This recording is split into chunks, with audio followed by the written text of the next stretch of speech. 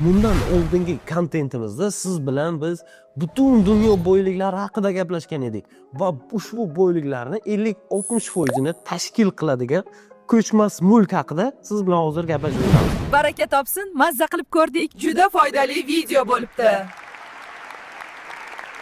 O'zim professiyam bo'yicha ham ko'chmas mulkman, professional realtorman. Buxoro bozorida 3 yildan beri o'z faoliyatimni, karyeramni yuritaman. Siz uchun ko'chmas mulk haqida qisqacha ma'lumot beraman. Ushbu ma'lumotlarim sizga yoqsa agar like bo'lsa, kommentariyaga ham yaxshi belgilardan yozib qoldirishni esdan chiqmasin. Qani ketdik siz bilan Sanjar Ibolullayev. Bir faylasuf aytib o'tganlar. Самый надежный investitsiya это metr kvadrat deganlar. Bu gaplariga men 100% qo'shilaman. Chunki butun dunyo bo'yicha, hozirgi statistika bo'yicha hamma oilalar, deyarli hammasi o'zimni boshpanam bo'lsin, farzandlarim, oilam yaxshi o'zimizda uyda yashashsin degan ma'noda ko'chmas mulk xarid qilishadi. Ba'zi bir odamlar bor, nima uchun xarid qilishlarini aytaman. Ortiqcha pullari bor, prosta uni uyda ushlab turgandan foyda yo'q degan ma'noda ko'chmas mulkka tikib qo'yishadi. O'tgan safargi videomizni ko'rmagan bo'lsangiz, bitta profilimizga o'tib olib ko'rib olsangiz agar tushunasiz. Yillar davomida investitsiya qilganlar ko'chmas mulkdan foydalarni olib kelishadi. Ko'chmas mulkdan o'zi nima foyda, nimaga men investitsiya qilishim kerak deysizmi? Keling ushbu savolingizga men javob berib o'taman. Ko'chmas mulkda Buxoro shahridan men kelib chiqadigan bo'lsam, chunki o'zim buxorolikman, Buxoro bozorida faoliyatimni yuritaman. Balki boshqa viloyatlarda ham, boshqa shaharlarda, boshqa mamlakatlarda ham xuddi shunday esa bu. Buxoro bozorida hozirgi vaqtda o'tgan yilga qaraganda 1 yillik proses 30% ga ko'chmas mulkning narxi o'sgan. Prosta 5 yil oldingi uylar narxini eslab ko'ring, hozirgi bilan solishtirsangiz o'zi javobi kelib chiqadi. U ko'chmas mulkdan ikkinchi foyda oladiganingiz ijara. Prosta investitsiya qildingiz va ijaraga berib qo'ydingiz va sizga u tomchi bo'lib yig'iladi. Ushbu ikkalasini qo'shganda normali kadastral foyda olish imkoniyatiga egasiz. Ko'chmas mulkda pulni yo'qotishingizga sabab bo'ladigan 4 ta faktni aytib o'taman. Eng qizi har doimgidek 4 ta bo'ladi. Birinchisi, uy egalarini gaplariga ishongan holda uni mutaxassisga tekshirtirmasdan turib ko'chmas mulkni xarid qilish. Men sizga o'sha payt aytdim. Boring megapolisdagilardan bir maslahat qiling. Yo'q, bu odam o'zini bilganini qilaveradi. Ushbu uyni xarid qilsangiz sizga nimalarga olib keladi? Ushbu uyni xarid qilish, uyni egasiga ishonib gaplarga xarid qilganingizdan keyin bir necha yillar, balki oylardan keyin sizni ta'miringizning holati juda ham ayanchli holga kelib qolishi mumkin. Ushbu ta'mirning holati ayanchga kelgandan keyin qayta ta'mirlashga majbur bo'lasiz. Bu degani kamida 5000-6000 dollar atrofida minusga kirdingiz degani.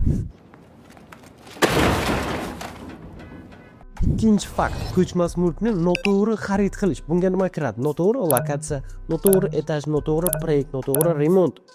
Remontni hozir aytib o'tdim. Keling, shu haqida sizga o'z qisqacha ma'lumot berib o'taman. Noto'g'ri lokatsiyada xarid qilsangiz agar uyingizni sotayotgan vaqtda bir necha ming AQSh dollarga minusga sotishingiz mumkin. Ota-bobolarimiz bekorga aytmaganlar. Sanjarjon bolam, mol olsang bir oyog'i bozorda bo'lsin.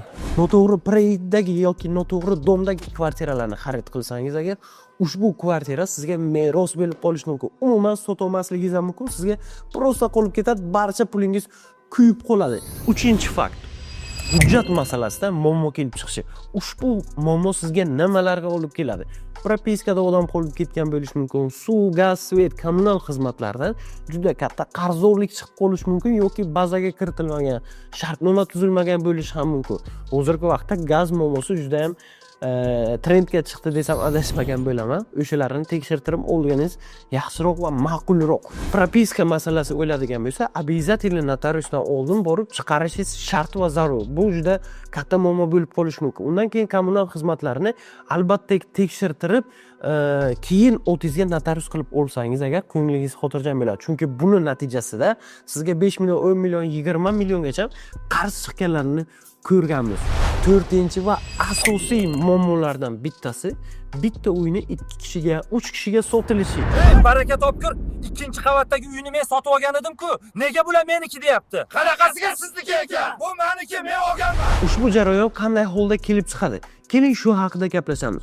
Ushbu jarayonning kelib chiqishining sababi endi qurilayotgan domlarda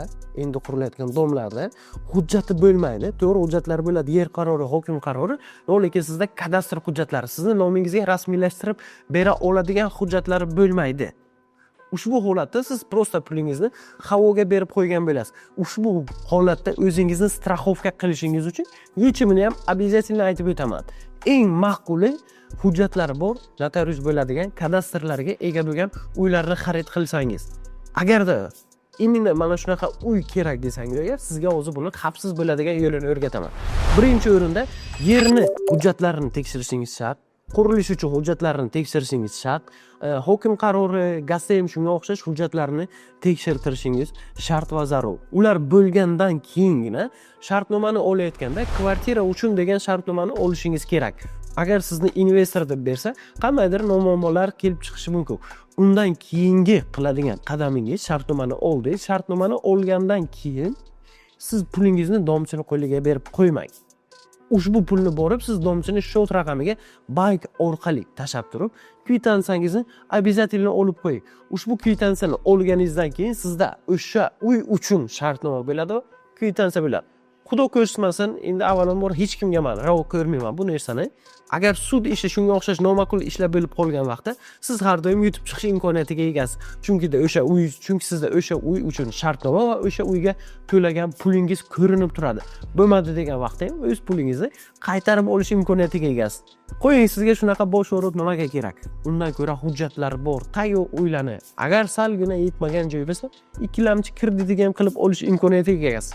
Sizga xuddi shunaqa Buxoro shahridan kerak bo'lsa, siz o'zingiz xohlagan ko'nglingizdagi xavfsiz uyni topib olib berishga sizga va'da beraman. Agarda ushbu kontent orqali, mana shu ko'chmas mulk uy-joy orqali nima savollaringiz bo'lsa, barcha savollaringizga kommentariyalarda yozib qoldirsangiz, to'laqonli javobini berib o'taman.